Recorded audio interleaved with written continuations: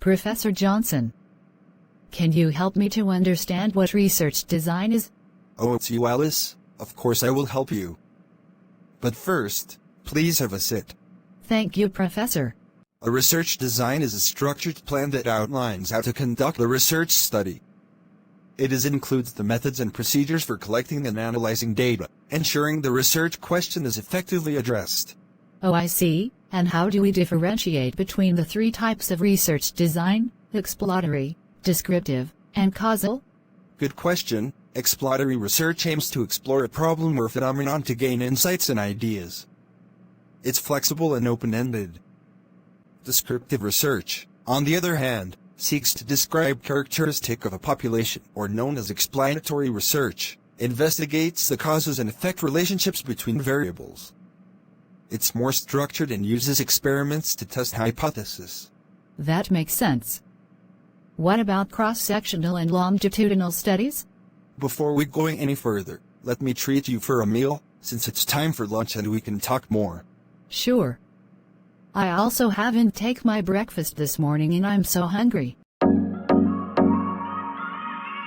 Sit here. This seat is empty. Sure. Okay, now we can continue our last discussion just now. Oh yeah. I almost forgot. What is cross-sectional and longitudinal studies? Cross-sectional studies collect data at a single point in time, providing a snapshot of a particular phenomenon. They are often used in descriptive research. Longitudinal studies, however, collects data over an extended period, allowing researchers to exploratory and causal research to track changes and establish causality. What about unit of analysis in a research study? Can you explain that? The unit of analysis is the primary entity being analyzed in a study. It could be individuals, groups, organizations, or even events. For instance, in a study departments, depending on the research question. You also need to prepare a research proposal, which is a detailed plan for a research project. It outlines research questions, literature review, methodology, and other key components to ensure the study is feasible and worth conducting. It's essentially a blueprint for your research. So, what are the key components for a research proposal, Professor? Make sure you jot this down as a note, okay?